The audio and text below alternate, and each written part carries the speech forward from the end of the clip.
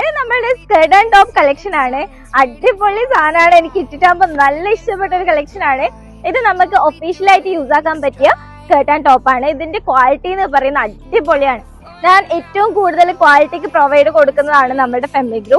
അതുകൊണ്ട് തന്നെ ക്വാളിറ്റിയുടെ കാര്യത്തിൽ നോ കോംപ്രമൈസ്. ഇതിന്റെ സൈസ് എന്ന് പറയുന്നത് മീഡിയം ആൻഡ് ലാർജ് ആണ്. ഇതിന്റെ 4 കളേഴ്സ് ആണ് വരുന്നത്. Do check it out.